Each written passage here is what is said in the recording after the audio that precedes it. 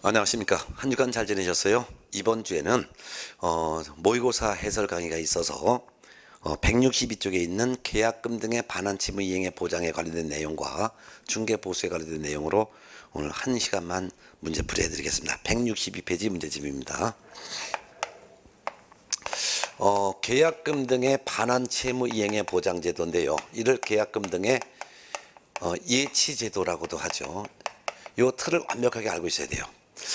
일단 개업공인중개사가 거래를 성사시켜줬는데 매수인이 대금을 다 지급하고 등기 넘겨줄 때까지가 바로 이행이 완료될 때까지인데, 이행이 완료될 때까지 매도인이 받을 계약금이나 또는 중도금이나 또는 잔금 이런 것들의 전부나 또는 일부를 은행 등에 예치하도록 거래 당사자에게 예치할 것을 권고를 할 수가 있어요. 권고할 의무는 없지만 권고할 수 있죠. 권고했다 하더라도 거래 당사자가 계약금 등을 예치할 의무는 없는데, 만일 예치를 한다면, 예치할 수 있어요. 예치한다면 이행이 완료될 때까지 예치를 해야 돼요. 그리고 예치할 때 금액은 계약금만을 예치해도 되고 중도금만을 예치해도 되고 잔금만을 예치해도 되고 이와 같은 금액의 일부뿐만 아니라 전부를 예치하는 것도 가능해요. 근데 예치할 때 예치 명의자는 제한이 있어요. 개공 명의로 예치하거나 또는 은행, 공제사업을 하는 자, 신탁업자, 최신건설, 보험회사, 전문회사 이와 같은 기관에만 예치할 수 있는 거예요. 예치 명의자는 개공 또는 은공탁 체험전 명의로만 예치할 수 있어요. 근데 예치할 때 예치 기관, 즉 보관 장소는 제한이 없어요. 그래서 금융기관에 예치해도 되고 공제사업을 하는 자에다 예치해도 되고 신탁업자에 예치해도 되고 그 밖에 기타 등등으로 최신관서, 보험회사, 전문회사, 법원 다 가능한 거예요. 근데 예치됐다 하더라도 예치가 됐으면 이행이 완료되어야지만 매도인은 예치된 돈을 찾아가는 게 원칙이지만 그렇지만 이행이 완료되기 전이라 하더라도 매도인이 미리 수령할 수 있는 방법은 있어요. 미리 수령하려면은 금융기관이나 또는 보증보험회사가 발행하는 이 보증서를 매도인은 예치 명의자에게 교부를 하면은, 예치 명의자에게 보증서를 교부하면 미리 수령할 수 있어요. 예치 명의자가 통장 갖고 있는 사람이죠. 네. 특히 예치함에 있어서 개업공인중개사 명의로 예치할 수도 있는데, 개업공인중개사 명의로 예치할 때는 개공에게 4가지 의무가 있어요. 첫 번째는 자기 소유 예치금과는 분리해서 관리를 해야 되고, 두 번째는 거래 당사자 동의가 없다면 예치된 계약금 등을 무단으로 개공이 인출하면 안 돼요. 무단 인출하면 안 되는 거예요. 또한 개공 명의로 예치하면 예치하는 금액만큼의 별도의 보증을 또 설정을 해야 하고, 보증관계 증서 사본 등을 거래 당사자에게 교부 제공해야 돼요. 그리고 거래 당사자와 이행이 완료가 되었을 때 예치된 돈을 매도인이 인출해도 좋다라는 것에 대한 동의 방법에 대해서 약정을 해야 되고, 중간에 매도인과 매수인이 해약을 하게 되면 예치된 돈을 매수인이 다시 인출해도 좋다라는 것에 대해서 동의한다라고 약정을 해야 되며, 개공 명의로 예치하면 예치하는 금액만큼의 보증을 설정해야 하잖아요. 만약 개공 명의로 3억을 예치한다면 3억만큼의 보험을 설정하게 들어간 보증보험료 있죠. 보증료. 요거를 갖다가 매수인이 부담한다 라는 것을 약정을 해야 돼. 약정해야 되는 거죠. 이런 약정이죠. 이런 의무를 이행하지 않았을 때는 업무정지 처분을 할 수 있는데, 업무정지 기간은 1달간 업무정지하도록 되어 있어요.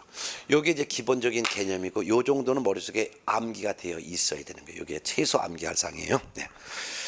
자, 그러면 50번 문제를 봅니다. 162쪽에 있는 50번 문제부터 한번 볼까요? 50번 문제. 네. 계약금 등의 반환채무 이행 보장에 관한 설명이다. 옳은 것은 1번 개공은 거래의 안전을 보장하기 위해서 거래계약의 이행이 완료될 때까지, 거래계약의 이행이 완료될 때까지라는 것은 매도인이 매수인에게 등기서류 넘겨줄 때까지예요. 거래 당사자에게 계약금 등을 예치하도록 권고해야 된다? 아니죠. 권고를 할 수 있다죠. 하여야 할 의무는 없어요. 권고할 수 있습니다. 네. 2번 거래 당사자는 개공의 예치 권고가 있는 경우 계약금 등을 예치해야 된다. 예치 권고가 있어도 예치할 의무는 없습니다. 예치할 의무 없습니다. 예치할 수 있어도 할 의무는 없죠. 3번 계약금 등을 예치한 경우 매도인 등 계약금 등을 수령할 수가 있는 권리가 있는 자는 거래 계약의 이행이 완료되기 전까지는 어떤 경우에도 이를 미리 수령할 수 없다. 아니에요.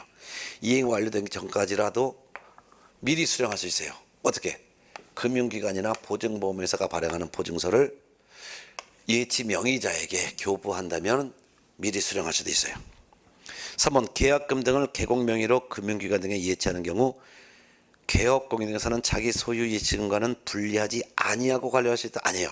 반드시 자기 소유 예치금과는 분리해서 관리해야 돼요. 따라서 중개보수가 입금되고 카드 대금이 빠져나가는 그 통장에 입금시키면 안 되고 이 돈을 예치하는 돈을 보관한 별도의 통장을 하나 개설해야 되는 거예요. 분리해서 관리해야 됩니다. 5번 개공은 거래 당사자가 계약금 등을 개공 명의로 금융기관 등에 예치할 것을 의뢰하는 경우에는 계약 이행의 완료 또는 계약 해제 등의 사유로 인한 계약금 등의 인출에 대한 거래 당사자의 동의 방법 등에 대해서 약정을 해야 되죠. 맞죠? 정답은 5번이 되겠네요. 네. 자, 2번 문제는 여러분이 직접 풀어보시고 그 다음에 53번, 51번 문제는 여러분이 직접 풀어보시고 53번 문제 풀어봅니다. 계약금 등의 반환채무 이행 보장에 관한 설명 중 옳은 것은 1번 개공은 매수인 임차인이 요구하는 때는 계약금 등을 반드시 예치해야 된다. 요구하더라도 예치할 의무는 없습니다. 2번 이 제도는 거래계약이 체결될 때까지 거래 안전을 보장하기 위한 것이다. 거래 안전을 보장하기 위한 것이지만 맞지만 거래계약이 체결될 때까지가 아니라 이행이 완료될 때까지 거래 안전을 보장하기 위한 것이죠. 이행이 완료될 때까지입니다. 3번 보험업법에 따른 보험회사는 계약금 등의 예치명의자가 될 수 있다.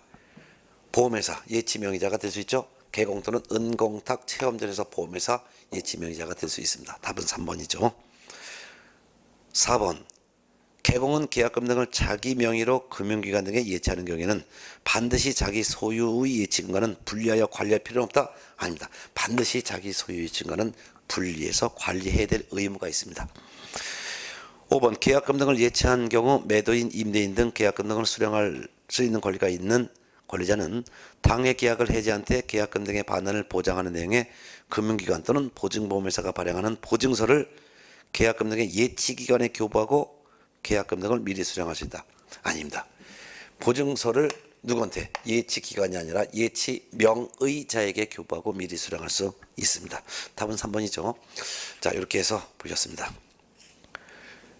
그 다음에 54번 문제 보겠습니다. 계약금 등의 반환채무 이행 보장에 관한 설명 중 옳은 것은 1번 개공은 거래계약과 관련된 계약금 등을 자기 명의로 금융기관 등에 예치하는 경우에는 자기 소유 예치금과는 분리하여 관리하지 않을 수 있다. 반드시 분리해서 관리해야 됩니다. 2번 개공은 계약금 등을 자기 명의로 금융기관 등에 예치하는 경우 예치된 계약금 등을 거래 당사자 동의 없이 인출할 수 있다. 거래 당사자 동의 없이는 인출할 수가 없습니다. 3번 개공은 계약금 등을 채신권서 명의로 금융기관 등에 예치하는 경우에는 예치 대상이 되는 계약금 등에 해당하는 금액을 보장하는 보증을 설정해야 된다. 의무 없습니다. 개공 명의로 예치할 때는 이와 같은 의무가 있지만 보증 설정 의무가 있지만 개공 명의로 예치한 것이 아니라 채신관서 명의로 예치할 때 즉 은공탁 체험전 명의로 예치할 때는 이와 같은 의무는 전혀 없습니다. 4번 개공은 거래 당사자가 계약금 등을 개공 명의로 예치할 것을 의뢰하는 경우에는 계약 해제 등의 사유로 인한 계약금 등의 인출에 대한 거래 당사자의 동의 방법 등에 대해서 예치기관과 약정해야 된다. 아닙니다. 개공과 거래 당사자가 약정해야 되는 거죠. 개공하고 거래 당사자가 약정하는 거예요. 즉 이행이 완료되면 매도인이 돈 인출해도 좋다라고 매수인과 약정. 중간에 계약이 해제되면 예치된 돈을 그때는 매수인이 인출해도 좋다라는 것에 대한 동의약정. 보증 설정하는 데 들어간 비용은 매수인이 부담한다라고 매수인과 약정. 그래서 거래 당사자와 개공이 약정하는 것이죠. 5번 개공이 계약금 등을 자기 명의로 예치하는 경우 계약금 등 반환채무 이행 보장에 관한 의무를 이행하지 않은 경우 한 달 업무정 처분을 받을 수 있다. 맞습니다. 결국 옳은 것은 5번이 되겠죠. 네. 자, 그 다음에 이제 교재는 166쪽으로 나갑니다. 개공의 보수인데요. 개공의 보수에서도 해마다 두 문제가 출제됩니다.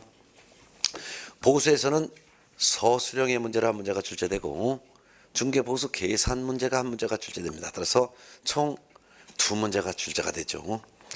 자, 그러면 이 중개보수도 명확하게 틀을 잡고 있어야 되는데 중개보수에 대한 166페이지 전반적인 개념을 한번 살펴봅니다. 중개보수에 대한 개념.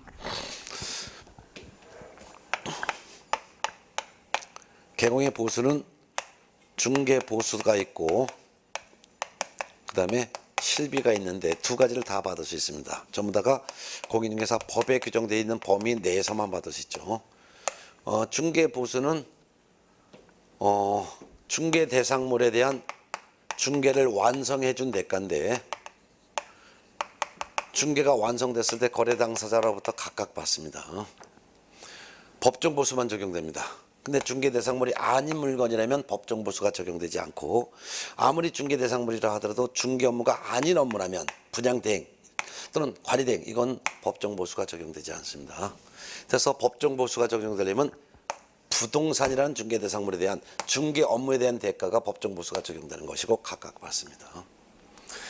실비도 추가로 받을 수 있는데 두 가지로 실비를 받을 수 있죠. 하나는 계약금 등 반환 채무 이행 보장에 소요되는 비용, 즉 보증 설정 비용, 이거를 매수인, 임차인과 같은 권리 취득을 해인 일방에게 받을 수 있고, 또 하나는 중개 대상물에 대한 권리 관계라든가 상태 입지를 조사 확인에 드는 비용, 즉 등기부 띄우는 비용, 대장 띄우는 비용, 이런 것들은 매도인, 임대인과 같은 권리 이전을 해인 일방에게 청구하여 받을 수 있죠. 중개 보수가 시험에 나오는데 중개 보수를 어떻게 받느냐? 중개 보수는 거래 금액에다가 법에 규정된 요율을 곱하면은 산출액이 나오는데 산출액을 거래 당사자로부터 각각 받죠. 그렇지만 만일 한도액이 있다면 둘 중에 비교해서 적은 금액을 거래 당사자로부터 각각 받습니다. 언제 받느냐 하는 것은 보수 지급 시기는 약정에 따르는데 약정을 했으면 약정에 따르고 약정을 하지 않았으면 거래대금 지급이 완료된 날 이날 받습니다. 즉 잔금 주고받는 날 그날 중개보수도 받는다 이거죠. 자, 그러면 중개보수를 산출하려면 계산을 해야 되는데 거래금에다 요율을 곱하는 거죠. 거래금액은 매매면은 매매금액이 되고 분양권 매매면은 이미 납입한 금액에다가 프리미엄을 합산한 금액이 거래금액이 되죠. 또한 점유 계정인 경우, 즉 동일한 중개 대상물에 대하여 동일한 당사자 간의 매매 계약을 포함하여 둘 이상의 계약을 같이 중개했을 때는 이때는 매매 계약 거래 금액 요거 하나만 적용하고 다른 계약은 보수받지 못하죠. 교환 중개했을 때는 교환 대상물 중 큰 금액을 거래 금액으로 하고, 월세가 있는 임대차면 월차임 즉 월세 곱하기 100 거기에 보증금을 더한 금액이 거래 금액이죠. 근데 이와 같은 금액이 거래 금액이 되는데 만일 이와 같은 방법으로 산정한 금액이 5천만 원 미만이면, 만일 5천만 원이 안 되면 이를 거래 금액으로 하는 것이 아니라 다시 계산하죠. 어떻게? 월세 곱하기 70 거기에 보증금을 더한 금액이 거래 금액으로 하는 거죠. 권리금은 중개보수가 적용되지 않기 때문에 약정에 따라 추가로 받을 수 있습니다. 여기다 요율을 곱하는데 이 요율은 공인중개사법에 규정된 요율, 법정 요율을 적용하는 거죠. 그럼 법에 규정되어 있는 법정 요율은 둘로 되어 있죠. 중개한 물건이 주택 및 부속 토지를 중개했느냐, 주택 외의 중개 대상물을 중개했느냐, 이렇게 둘로 나눴어요. 근데 겸용주택을 중개했을 때는 주택으로 사용되는 면적이 2분의 1 이상이면 주택을 중개한 것으로 보고, 주택으로 사용되는 면적이 2분의 1 미만이면 이때는 주택 외의 물건을 중개한 것으로 보는 거죠. 그럼 주택을 중개했을 때 그 보수율은 어떻게 받냐? 주택의 경우에는 이렇게 돼 있죠. 주택은 국토교통부령이 정하는 범위 안에서 특별시, 광시, 도의 조례로 정하는데 이때 시도조례가 바로 개공의 사무소가 소재하는 시도조례예요. 그래서 사무소 소재지 시도와 주택이라는 물건이 소재하는 시도가 서로 다를 때는 주택 사무소 시도조례가 적용되는 것이지 주택이라는 물건 소재지 시도조례가 적용되는 게 아니라는 거.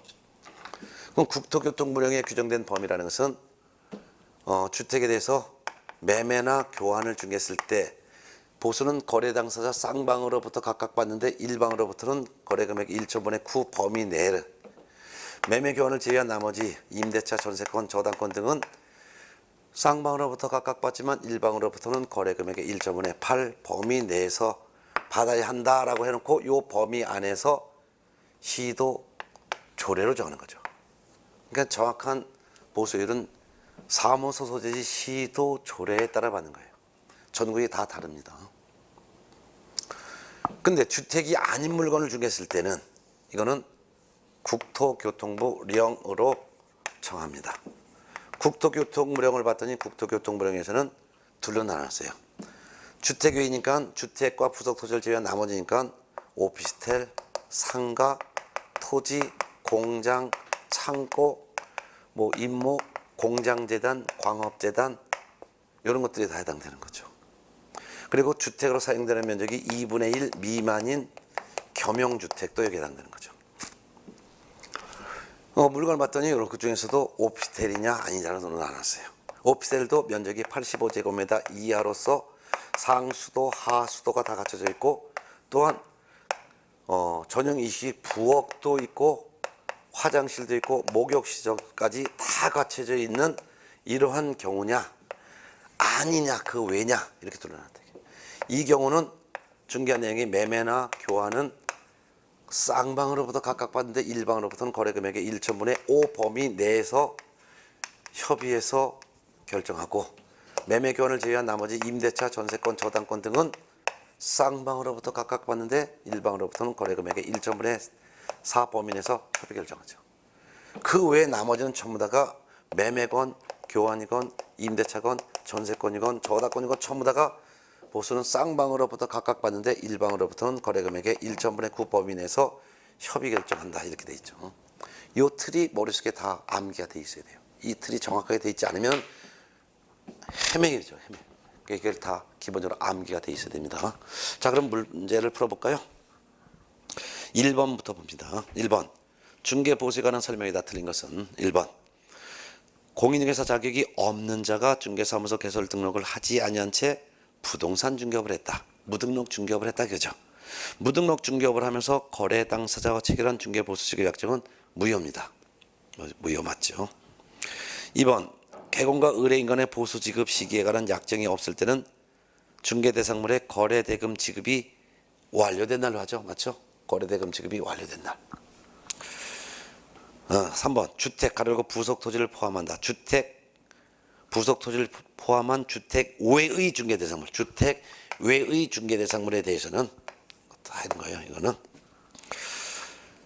주택 외의 중개 대상물에 대한 중개에 대한 보수는 국토교통부령으로 정한다. 맞죠? 네.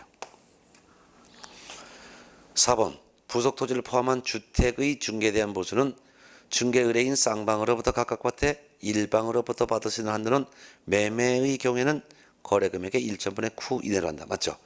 주택 및 부속 토지에 대한 중개 보수는 어떻게 하냐? 국토교통부령이 정하는 범위 안에서 시도 조례를 정하는데 국토교통부령에서는 매매 교환은 1천분의 9 범위 내에서 1천분의 9 범위 내에서 받도록 했으니까 맞죠?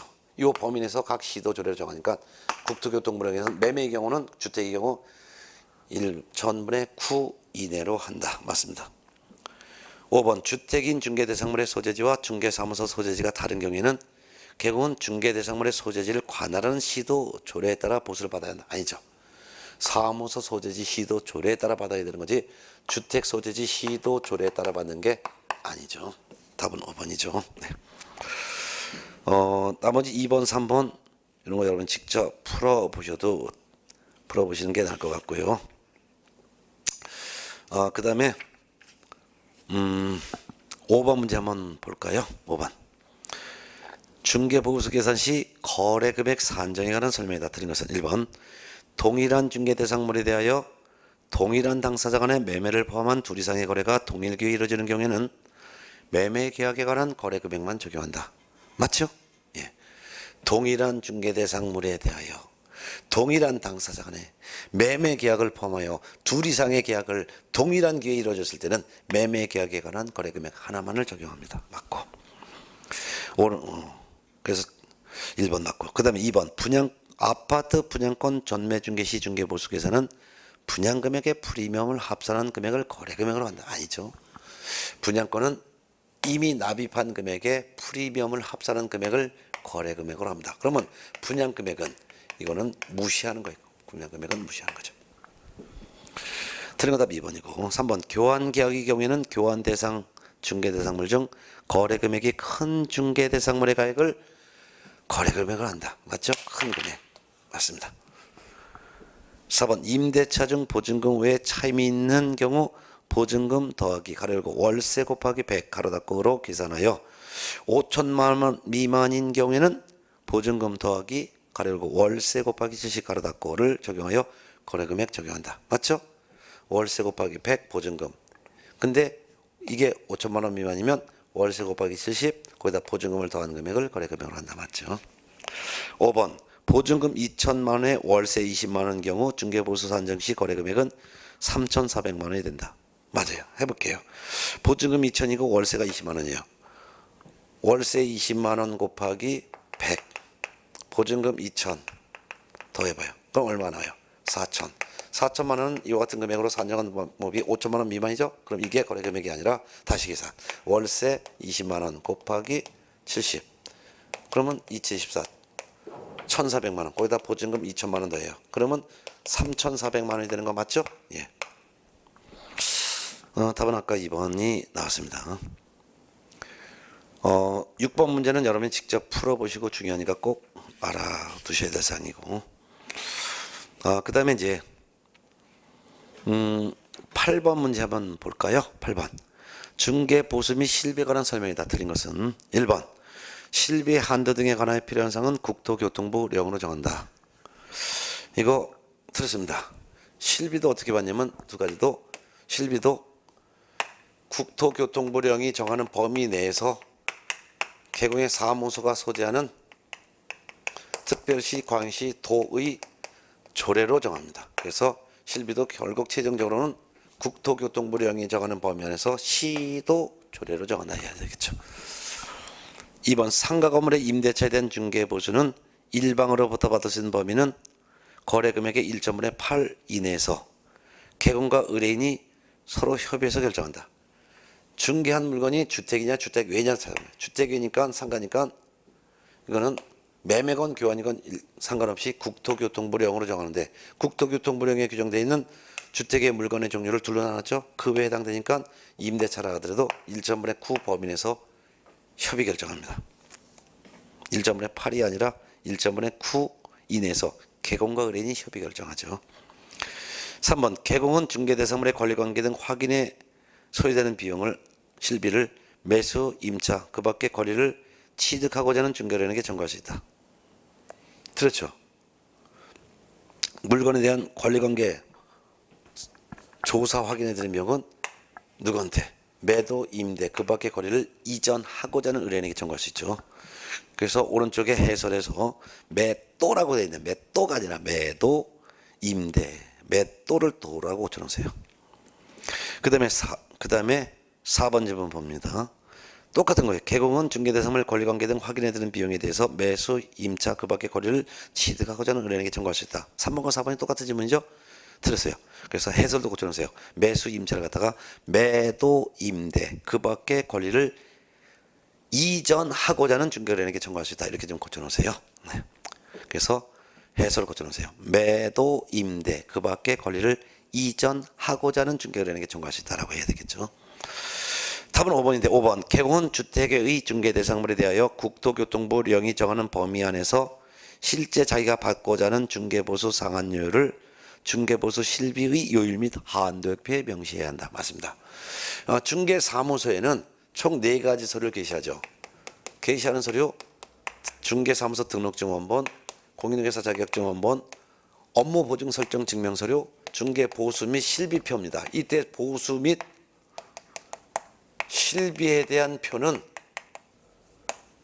국토교통부령이 정하는 범위 안에서 시도조례에서 정한 표가 되는 거예요.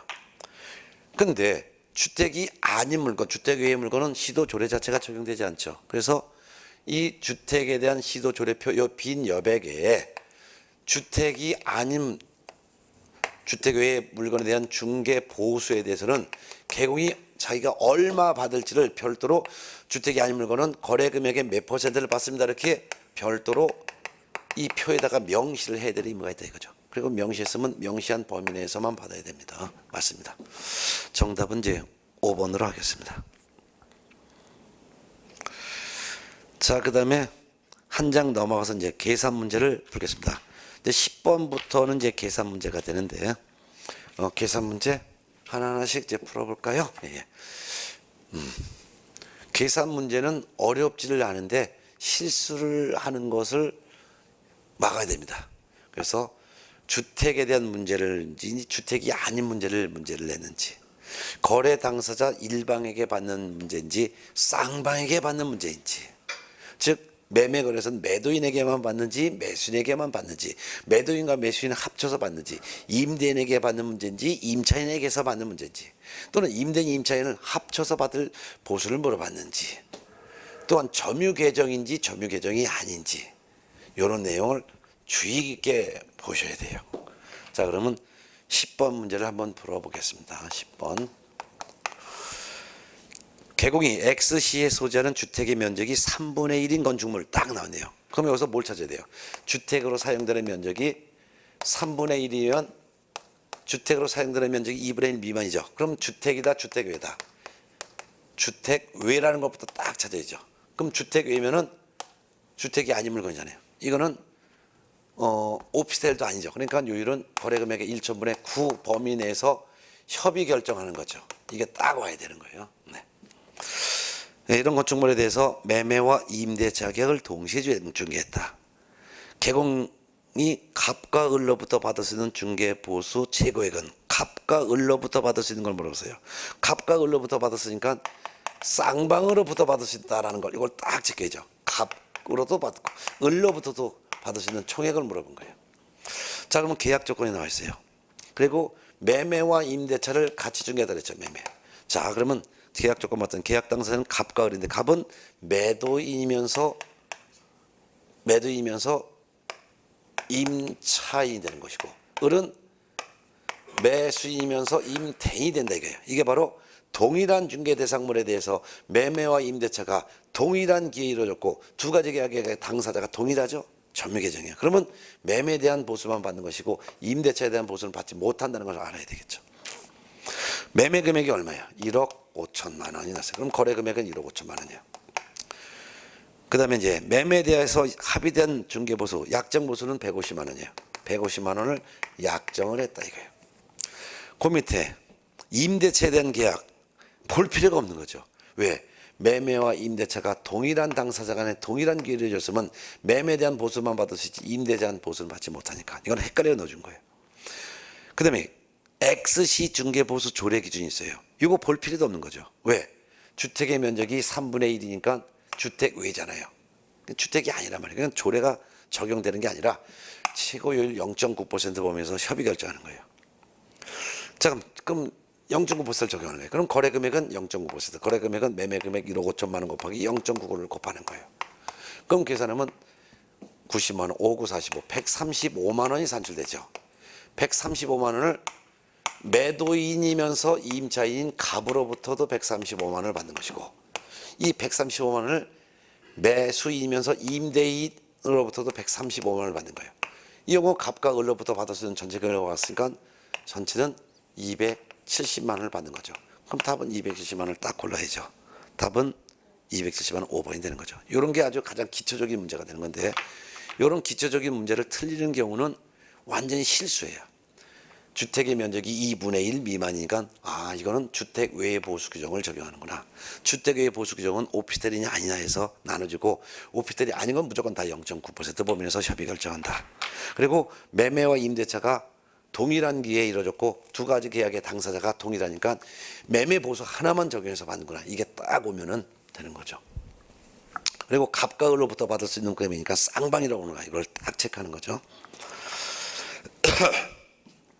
자, 이번엔 11번 문제 보세요. 11번. 개공이 X시에 소재하는 주택의 면적이 3분의 1인 건축물. 와, 주택의 면적이 3분의 1이에요. 그럼 이거는 주택으로 사용되는 면적이 2분의 1 이상이니까 이건 주택에 대한 보수니까 주택은 국토교통부령이 정하는 범위 안에서 사무소가 소재하는 시도 조례에 따라 받는 거나 시도 조례를 적용한다는 걸 봐야죠. 매매와 임대차를 동시에 중개했다. 개공이 받을 수 있는 중개보수 총액은 이것도 쌍방으로부터 받는 거라. 자, 매매와 임대차를 중개했대요. 동시에. 그러면 계약 조건 봤더니 계약 당사자는 갑과 을인데 갑은 매도이면서 임차인, 을은 매수이면서 임대인. 그러면 매매에 대한 보수 하나만 바꾸는 거라.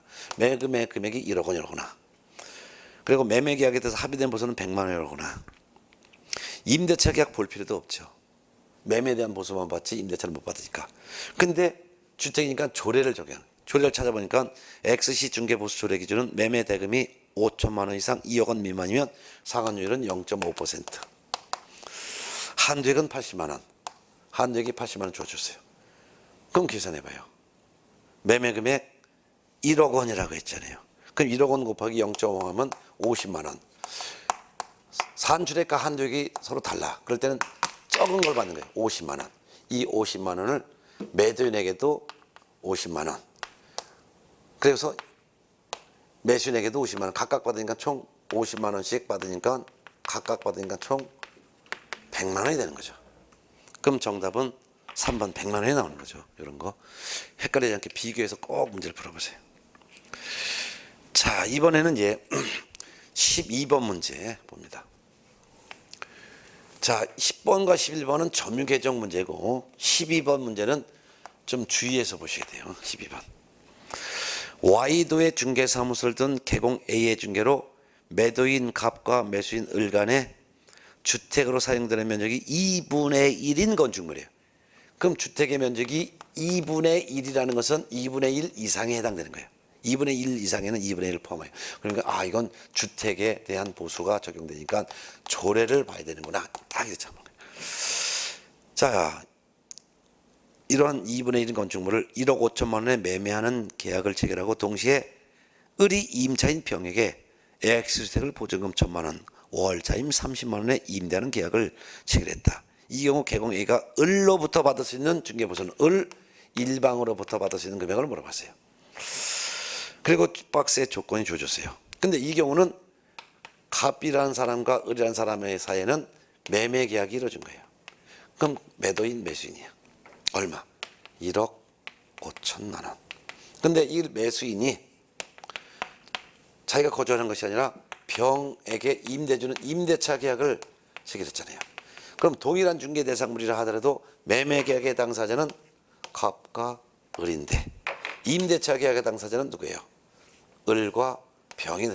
그럼 두 가지 계약의 당사자가 다르니까 매매에 대한 보수도 받을 수 있고 임대에 대한 보수도 받을 수 있다 이거예요.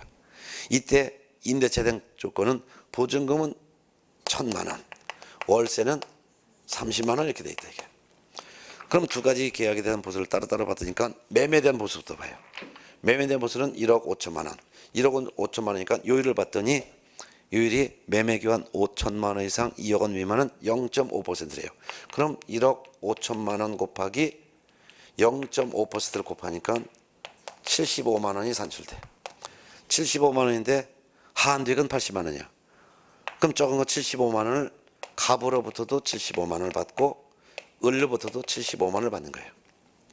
임대차에 대한 중개보수 봐요. 임대차 보수는 월세가 30만 원이에요. 그럼 월세 30만 원 곱하기 일단 100을 해봐요. 그러면 3천만 원. 거기다가 보증금 1,000만 원을 더해요. 그러면 4천만 원. 이와 같이 월세 곱하기 100 곱하기 보증금을 더하는 금액이 5천만 원 미만이면 이를 거래 금액으로 하는 게 아니죠. 다시 계산하는 거죠. 어떻게? 월세 30만 원 곱하기 70. 그럼 3, 7, 21, 2,100만 원. 거기다 보증금 1,000만 원을 더해요. 그러면 거래 금액은 3,100만 원이 되는 거죠. 그럼 거래 금액은 3,100만 원이고 요율을 봤더니 임대차인 경우 5천만 원 미만인 경우는 거래 요율은 0.5%로 주셨어요. 그리고 한도액은 15만 원으로 주셨어요. 한도액은 15만 원. 그러면 계산해봐요. 31만 원 곱하기 0.5%는 5, 3, 15만 원. 15만 원에다가 오히려 15만 5천 원이 산출액이죠. 근데 한도액은 15만 원. 한도액이 적죠. 그러면 산출액을 받는 것이 아니라 한도액 15만 원을 임대인 을로부터도 15만 원. 그 다음에 임차인 병으로부터도 15만 원을 각각 받는 거죠. 근데 여기서 문제는 을로부터 받을 수 있는 금액을 물어봤죠. 그러니까 을로부터는 매매 보수로다가 75만 원, 또한 을로부터는 임대차 보수로 15만 원. 합치니까 총 90만 원이 되겠죠. 그럼 정답을 찾아보면 1번 90만 원이 나오는 거죠. 이런 계산 문제도 명확하게 풀 줄 알아야 되겠죠. 13, 14번 문제는 여러분이 그냥 똑같은 유형의 문제로서 그냥 문제를 풀면 되겠고요. 자, 그 다음에 어디를 볼까 하면 이제 18번 문제를 풀어보겠습니다. 18번 문제가 이제 바로 오피스텔에 대한 문제인데, 오피스텔 문제도 여러분이 잘 주의하셔야 합니다. 네. 계산 문제를 틀리는 분은 거의 사실은 100명에 1명 있을까 말까 하는데 그 1명에 해당되질 마시기 바랍니다. 네. 18번 문제를 봅니다. 네. 개업 공인중개사가 전용면적 85제곱미터 이하, 전용면적 85제곱미터 이하인 오피스텔을 중개했어요. 가로고 상하 수도시설이 갖추어지고 부엌, 화장실, 목욕시설 다 갖춰져야 돼요. 그런 경우 매매 금액이 2억 원으로 거래계약을 중개했다. 매매 2억. 이 경우 개공이 받을 수 있는 중개보수 총액은 했어요. 총액은 누구한테 받는지 안 나왔고 개공이 받을 수 있는 총액을 물어봤으니까 매도인 매수인 쌍방으로부터 받을 수 있는 금액이라는 뜻이에요. 자, 그러면 오피스텔인데 요 85제곱미터 이하고 다 주거용으로 다 모든 것이 갖춰 있으면 요율은 0.5%죠. 여기서 보수는 최고율을 합의했으니까 1,000분의 5니까 0.5%를 곱하는 거예요. 그럼 2, 5, 10, 100만 원이 나오는 거예요. 이 100만 원을 매도인에게도 100만 원, 매수인에게도 100만 원. 그러니까 총 얼마 받는 거예요? 200만 원. 그럼 답을 찾다 보니까 200만 원 4번이 나오는 거죠. 예. 그 다음에 한 장 넘어가서 19번 문제를 한번 봅니다. 19번 문제. 개공이 전용면적 85제곱미터 이하인 오피스텔, 가로고 상하 수도시설이 갖춰진 부엌, 화장실, 목욕시설 모두 갖춰져요. 85제곱미터 이하랍니다. 이것도 맞아요. 자, 근데 보증금 2,600만 원, 월차임인 20만 원, 월세는 20만 원이고 그 다음에 보증금을 2,600만 원으로 임대차 계약을 체결을 중개했습니다. 개공이 임대인으로부터 받을 수 있는 중개보수 총액은 임대인이니까 일방이에요. 일방. 임대인 일방으로부터. 그리고 보수는 최고율을 합의했습니다. 자, 이같이 오피스텔인데 85제곱미터 이하고 모든 것이 다 갖춰 있는 주거용이면 이거는 요율은 몇 퍼센트를 적용하냐? 0.4%를 적용한다는 것을 딱 알아야죠. 그러면 거래금액 봅니다. 20만 원 곱하기 100을 하면 2천만 원. 거기다 보증금 2,600을 더하면 4,600이 나와요. 이와 같이 월세 곱하기 100, 보증금을 더하는 금액이 5천만 원 미만이면 이를 거래금액으로 하는 것이 아니라 다시 계산하는 거죠. 어떻게? 20만 원 곱하기 70. 거기다가 보증금 2,600만 원을 더하는 거예요. 그럼 20만 원 곱하기 70하면 274, 1,400만 원. 1,400만 원에다 2,600을 더하면 거래금액은 4천만 원이 되는 거죠. 4천만 원이니까 요율은 0.4%를 곱해요. 그러면 4, 4, 16만 원이 나오는 거예요. 이 16만 원을 임대인에게도 16만 원, 임차인에게도 16만 원. 근데 여기서 문제는 임대인으로부터 받을 수 있는 금액을 물어봤으니까 16만 원이 되겠죠. 16만 원 찾아보니까 답이 1번에 있는 거죠. 예. 자, 그래서 19번 문제. 그 다음에 이제 20번 문제도 봐요. 이 오피스텔 문제를 제가 풀어드린 이유가 여러분들이 오피스텔의 문제가 나왔을 때 절대로 틀리면 안 된다 이거예요. 실수하지 마시고. 예. 자, 그러면 20번 문제 봅니다. 네. 개공이 전용 면적 85제곱미터 이하의 오피스텔이래요. 오피스텔인데 85제곱미터 이하의 오피스텔이래요. 그 다음에 보증금 2,600, 월세 20만 원 임대차 계약을 중개했다. 월세는 20만 원, 그 다음에 보증금은 2,600만 원 이렇게 나와 있어요. 개공이 임대인으로부터 받을 수 있는 중개보수 총액은 이것도 일방이에요. 누구? 임대인 일방으로부터 받을 수 있는 거예요. 근데 가로를 두고 봤더니 상하 수도 시설이 갖춰지지 않았대. 상하 수도시설은 갖춰져 있는데 전용 입식 부엌, 전용 수세식 화장실, 목욕 시설은 갖춰져 있지 않았대. 부엌도 부엌이 없거나 화장실이 없거나 목욕 시설이 하나라도 없다면 이거는 0.9% 범위 내에서 협의 결정한다는 걸 딱 감을 잡아야죠. 가려고 최고율을 합의했어요. 그러면 요율은 0.9%를 적용하는 거예요.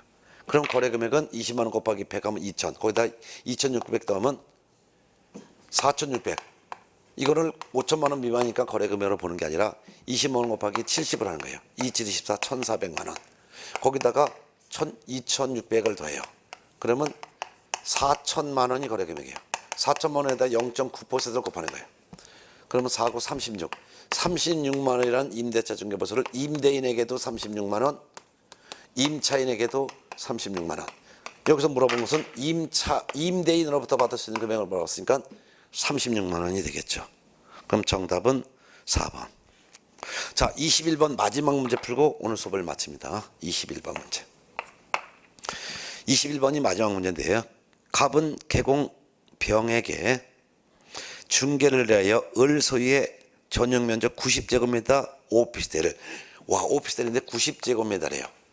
그러면 이건 85제곱미터를 초과하기 때문에 이거는 요율은 0.9% 범위 내에서 협의 결정한다는 것을 딱 무슨 눈치를 닦아야죠. 이같이 90제곱미터 오피스텔을 보증금 2,600만 원, 월차임 20만 원 임대차 계약했다. 최고율을 적용했다. 최고율은 0.9%. 이 경우 개공갑이 갑으로부터 받을 수 있는 중개보수 최고 한도는 갑으로부터 받으니까 이건 일방으로부터 받는다는 거예요. 네? 결국 임차인 일방으로부터 받는 걸 물어본 거죠. 가르고 임차인 오피스텔은 건축법상 목욕시설로 업무시설로 상하수설이 갖춰진 이렇게 돼 있는데 요거는 지우셔야 돼요. 요거 가로 내용 싹 지우세요. 거기서 한도액은 해놓고 거기에 가로 내용 있죠. 가로 내용을 싹 지우세요. 그래서 최고 한도액은 해는 그 다음 지문 가로 열고 임차인 오피스텔은 건축법령상 목욕시설로 상하수도 시설이 갖춰진 전용 입식부엌 목욕시설 그냥 두세요. 지우지 않으셔도 되겠네요. 임차인 오피스텔은 건축법령상 목욕시설로 상하수도 시설이 갖춰진 부엌 화장실 다 갖췄다. 다 그대로 두세요. 근데 아무리 목욕시설도 있고 화장실도 있고 부엌도 있다 하더라도 면적이 85제곱미터 초과니까 이거는 0.9%예요. 그러면 거래 금액에다가 요율을 곱하는데 아까 똑같은 거예요. 그러니까 20만 원 월세 곱하기 100 하면 거기다 보증금 더하면 4,600. 근데 5천만 원 미만이니까 월세 20만 원 곱하기 70을 더하면 1,400. 거기다 보증금 2,600 더하면 거래 금액은 4천만 원이 되는 거죠. 거기다 요율을 0.9%를 곱하는 거예요. 그럼 또 36만 원이 나오는 거예요. 이거 갖다가 임차인으로부터도 36만 원, 임대인으로부터도 36만 원을 받으니까 문제에서는 임차인으로부터 받을 수 있는 금액 36만 원이 되는 거겠죠. 그럼 정답은 1번 36만 원이 되겠네요. 자, 이렇게 해서 이번 시간에는 중개보수까지 했습니다. 다음 시간은 교재 180페이지 있는 교육보칙협회부터 할 건데요. 다음 주에 아마 여러분들이 여름철이기 때문에 아마 휴가가 있지 않을까 생각을 하는데, 그래서 다음 주에 혹시 여름 휴가가 있으면은 한 주 쉬고 그 다음 주 8월 첫째 주부터 수업을 할 것 같습니다. 자, 그러면 다음 시간에 다시 뵐까요? 수고하셨습니다.